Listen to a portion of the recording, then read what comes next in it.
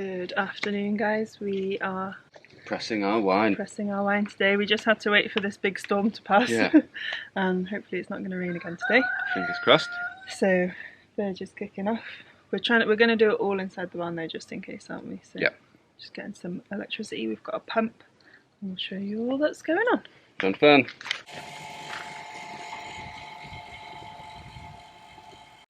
First things first, we're just emptying the wooden barrels of water.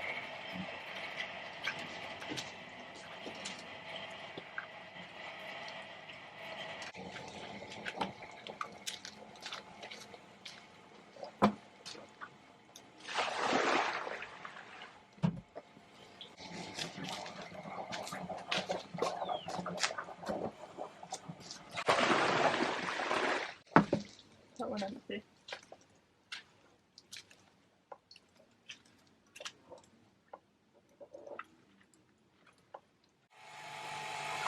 It's getting a bit full, a bit heavy for.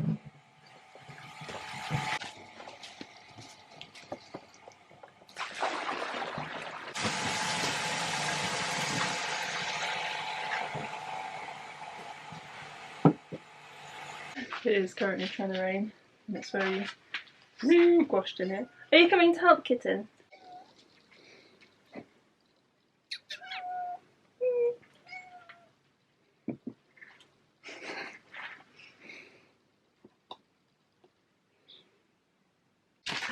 It's always a bit intense doing this and filming it, so we'll do our best, but we might just end up staying there. Race against time. Yeah, so with a head full. Thank you.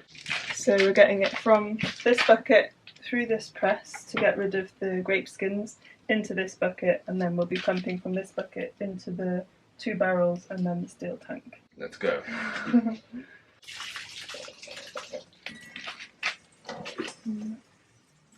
And then have to keep the flow going, otherwise it's going behind the bucket. So we need to go behind the bucket, right? Just keep the flow going. Yeah, perfect.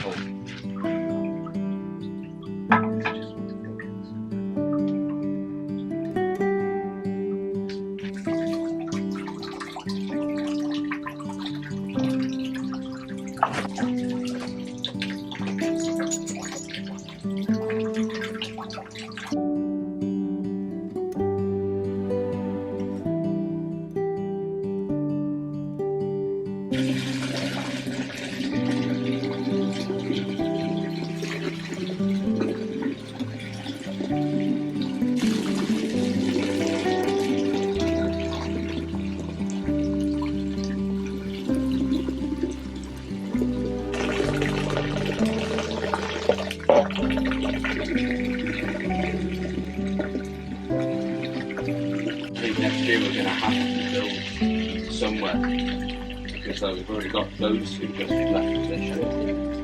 In 6 months less we're going to have all of this in bottle. And have to start parties.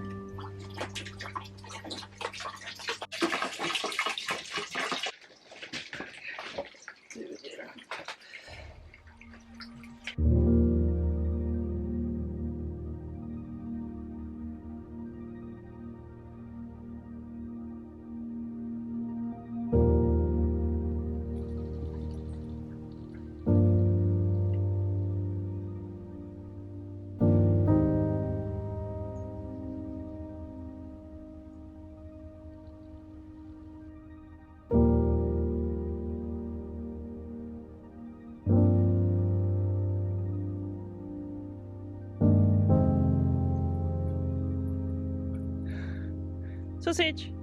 Come on.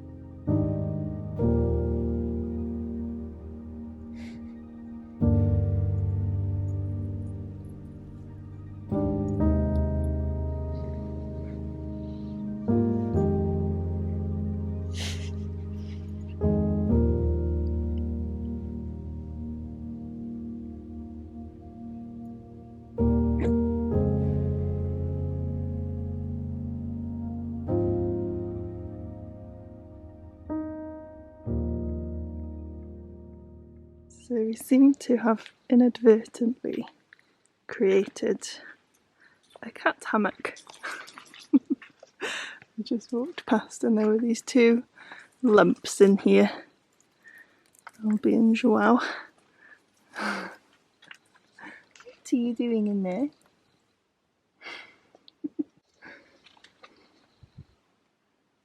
Funny cats.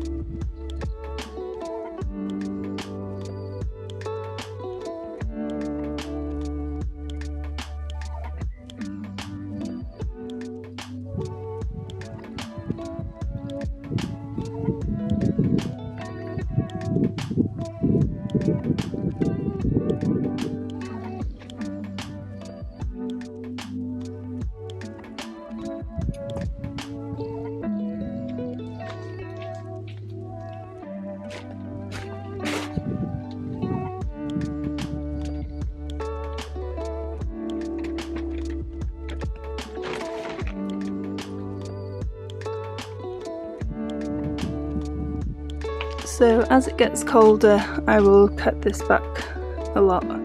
I hope I've not pulled it up too soon because there's a few peppers on it I'm hoping will still grow even if we just get green ones. I think it'll be happier in here, hopefully. And then I just had 3 really small ones, so normally if you can keep them over winter it means you get a head start next year, but I've never had much success. And I did a lot of seed sowing yesterday in the rain. Lots of sort of winter greens and things, so hopefully in 2 or 3 weeks I'll be filling the garden with all these.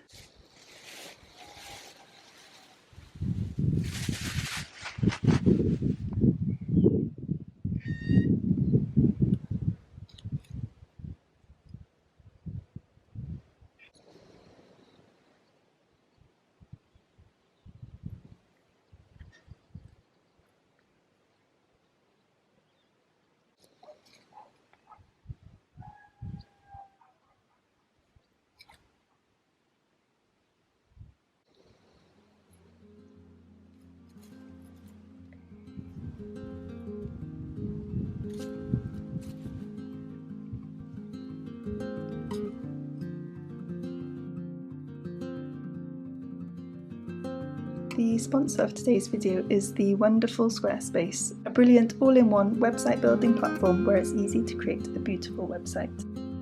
I mentioned in our last video that I'm working on a rebranding of my illustration work, and I've been building a new site with Squarespace, and I'm so happy with how it's coming together. Their editing interface, Fluid Engine, makes it super easy to make any adjustments to each page. You simply drag and drop to position everything exactly the way you want, whether that's a text, video, photo or audio block, and you can also drag different sections to make them sit exactly how you would like. They have hundreds of beautiful award-winning templates to choose from that help you achieve a sleek and professional looking site, even if this is your first time creating one. And by clicking on this paintbrush icon, you can also personalise each template to your taste, such as changing the font or the colour palette.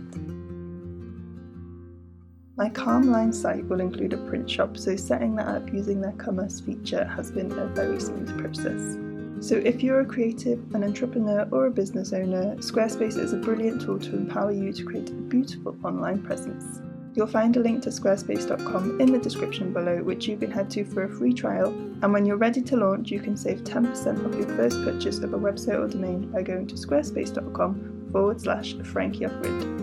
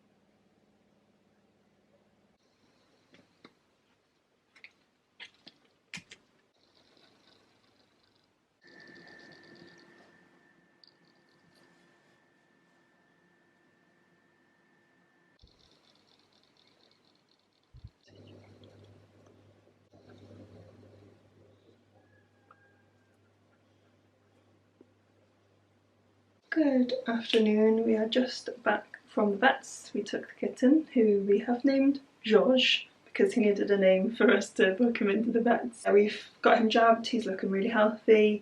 They reckon he's about 4 months old, so we need to wait till November to sterilise him. We're still half looking for a new home for him. The longer he's with us, the more we're falling in love with him. So yeah, hopefully we'll find someone soon, because 4 cats is definitely feeling like quite a lot. I think my dad thinks we're mad taking on all these animals, but they make our lives better. The 2 dogs in here are panting, it's a bit warm today. And a few of you sent us some super thanks and coffees towards George's vet bills, which we really appreciate, thank you. I'm going to make a carrot cake, haven't made one in a long time, so hopefully it goes okay. Diogo.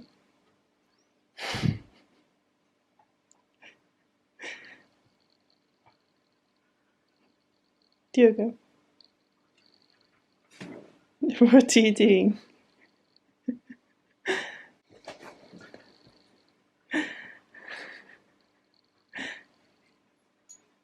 Diogo. Are you silly?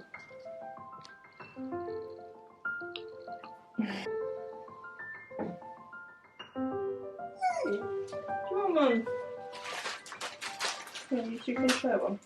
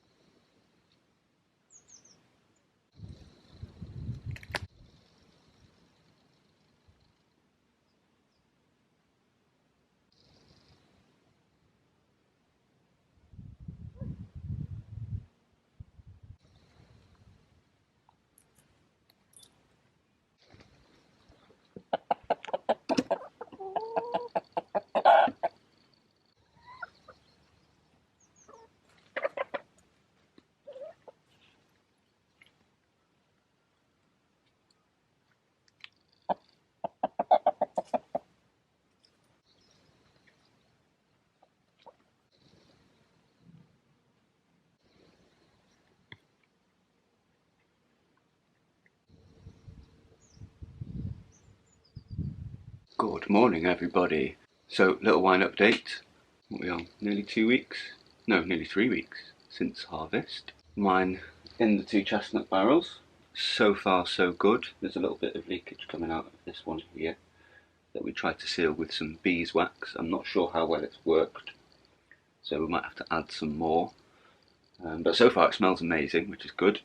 All in all, that worked as well as we could have hoped for. So, good news, isn't it, Dodo? A few of you were asking in the comments of the last video about why we mixed the white and the red grapes together. So, mostly because of ease, space, and simplicity, as well as the fact that it worked so well last year. So it's actually quite, well, not super common, but yeah, it's done in some quite famous wine varieties to mix white and red grapes together. Most famous of which Champagne. So there's 3 different grape varieties in Champagne, 2 of which are actually red grapes. So, and then the other super famous one is Chateauneuf de Pape, which has 14 different grape varieties in it, 6 of which are white.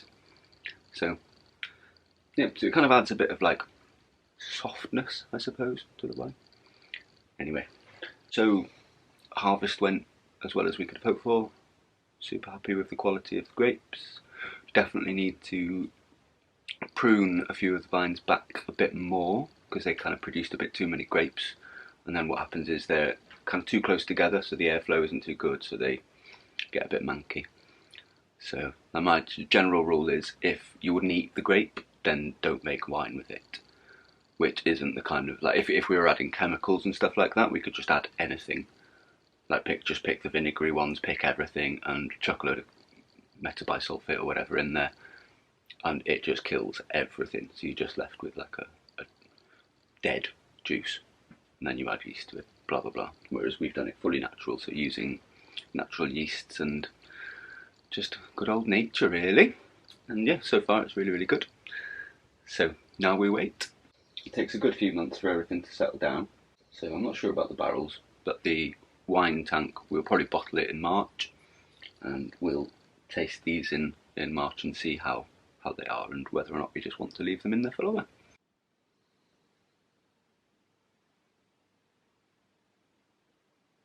So it is time for cake and coffee. I'm gonna have my slice of my carrot cake, and we did get sent. It's like a portable espresso maker. We get offered all kinds of things, and we say no to a lot.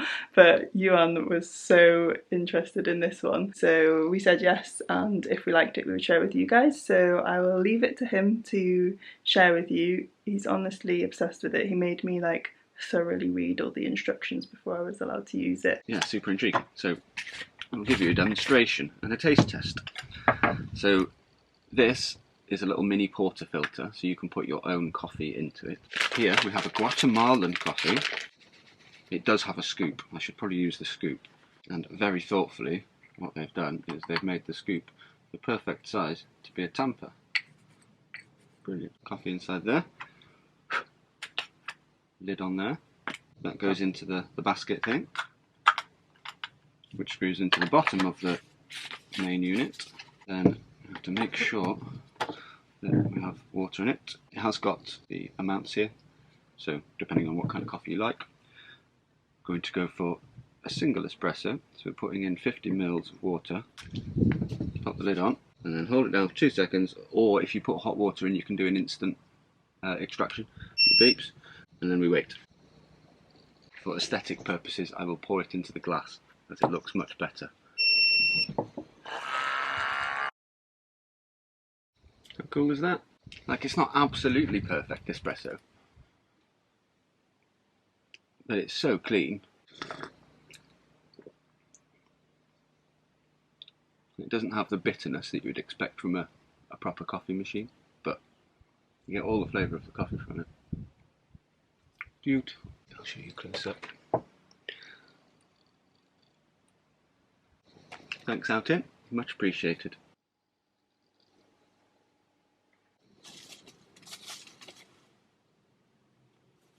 It's actually really hot today. Back in a summer dress, which feels weird after such a rainy week. And we're having like a bit of thundery sounds going on as well. It's just very strange weather. I was just about to set up another time lapse because the clouds are amazing, and then I wonder if you guys are like, Carissa, not another cloud time lapse. But I just walk out and they're amazing. I'm kind of obsessed with them, and I wonder if I don't know if clouds are just particularly epic here, whether it's just because I'm outside so much more, so I'm just seeing the sky a lot more, or whether it's because like the whole of summer you just have clear blue sky, so seeing the clouds again are really exciting. But yeah, let me know if you're fed up of my cloud time lapses. They're really epic, and like the sunbeams are coming down through them now. They look gorgeous still, and then when you do the time lapse, I don't know, I just think they look amazing. So there we go.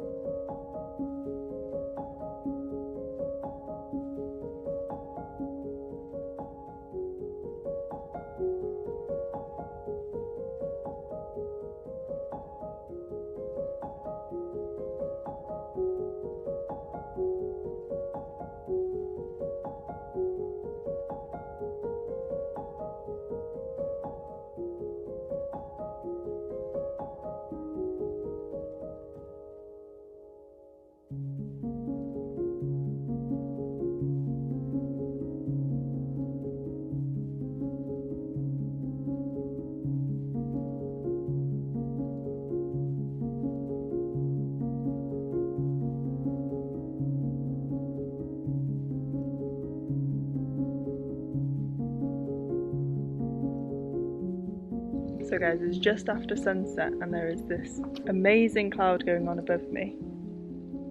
So sunset is this way, the sun is bouncing off this cloud and it's so bright, the light's changed out here and it's creating its own shadow. I've never seen anything like it before. I don't know if you're going to be able to see the shadow it's making.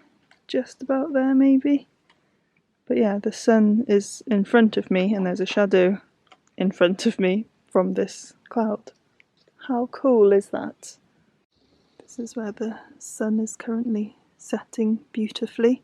There's definitely a storm happening and it might be coming our way. And then behind us,